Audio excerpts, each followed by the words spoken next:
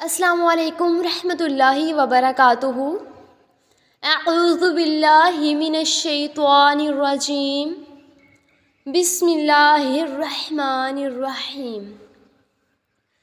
آج ہم سورۃ الحجر کی مختصر تفسیر کو دیکھیں گے۔ سورۃ الحجر قرآن پاک کی 15ویں سورت، جس میں 6 رکوع، 99 آیات، 658 الفاظ اور 2797 حروف ہیں۔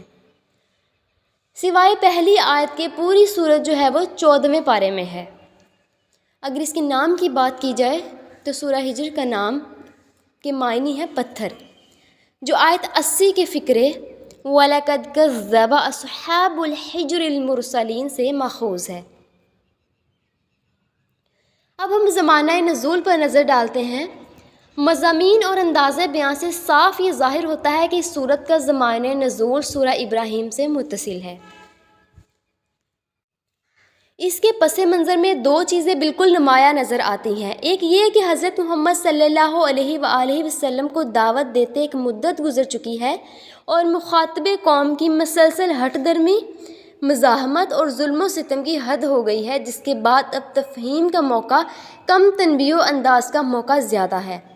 دوسرا یہ کہ اپنی قوم کے کفر و حجود اور مزاحمت کے پہاڑ توڑتے توڑتے نبی اکرم صلی اللہ علیہ وآلہ وسلم تھکے جا رہے ہیں اور دل شکستگی کی کیفیت بار بار آپ پر طاری ہو رہی ہے، جسے دیکھ کر اللہ تعالیٰ آپ کو تسلی دے رہا ہے اور آپ کی ہمت بڑھا رہا ہے۔ موضوع دیکھتے ہیں اس سورت کا مرکزی موضوع اور مرکزی مضمون پر نظر ڈالتے ہیں۔ یہی 2 مضمون اس صورت میں بیان ہوئے ہیں، یعنی تنبیہ ان لوگوں کو جو نبی اکرم صلی اللہ علیہ وآلہ وسلم کی دعوت کا انکار کر رہے ہیں اور آپ کا مذاق اڑاتے ہیں اور آپ کے کام میں طرح طرح کی مزاحمتیں کرتے ہیں، اور تسلی و ہمت افزائی حضور صلی اللہ علیہ وآلہ وسلم کی۔ لیکن اس کا یہ مطلب نہیں کہ یہ سورت تفہیم اور نصیحت سے خالی ہے۔ قرآن میں کہیں بھی اللہ تعالیٰ نے جو ہے مجرد تنبیہ یا خالص جزر و توبیخ سے کام نہیں لیا۔ سخت سے سخت دھمکیوں اور ملامتوں کے درمیان بھی وہ سمجھانے اور نصیحت کرنے میں کمی نہیں کرتا۔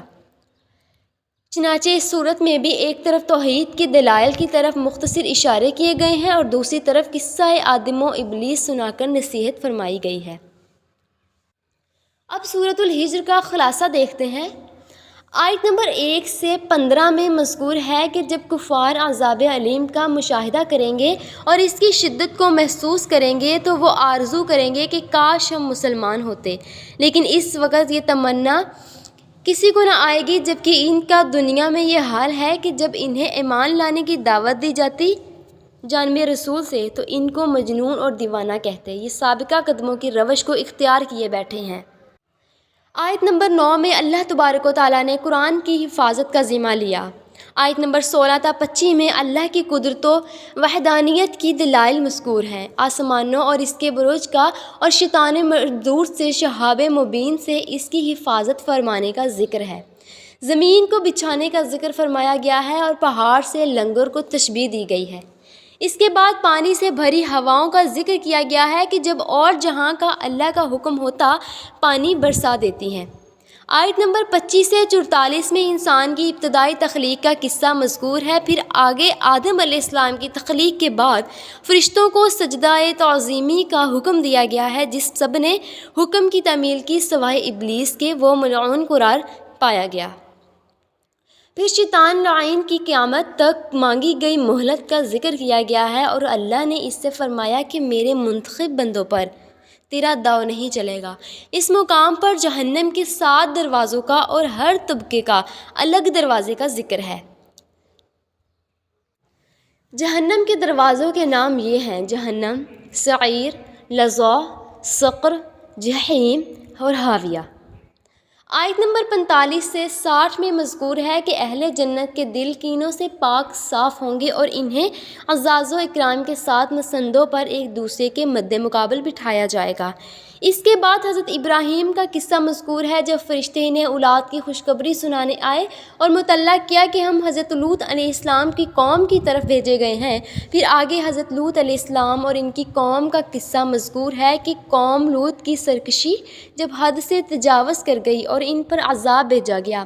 صبح ہونے سے قبل ہی ان کو چنگار نے آ لیا اور اس بستی کو الٹ کر دیا اور ان پر پتھروں کی بارش کی گئی۔ آیت نمبر 61 سے 89 میں اصحاب الایکہ کا واقعہ مذکور ہے، جس سے مراد ہے قوم شعیب علیہ السلام۔ ایکتا معنی جھاڑی کے ہیں۔ یہ قوم سرسبز جنگلوں اور کھلے میدانوں کے بیچوں بیچ بستی تھی، اس لیے اسے جو ہے اس لفظ سے پکارا جاتا ہے۔ آیت نمبر 72 میں اپنے نبی اکرم صلی اللہ علیہ وآلہ وسلم کی عمر کی قسم کھائی گئی ہے۔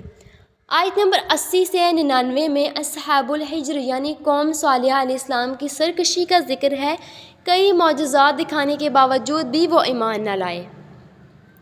انہی معجزات میں ایک معجزہ جو تمام کا مجموعہ تھا، حاملہ اونٹنی کا چٹان سے برآمد ہونا تھا، لیکن اس سرکش قوم نے اس کو بھی جھٹلایا اور اونٹنی کو ہلاک کر دیا۔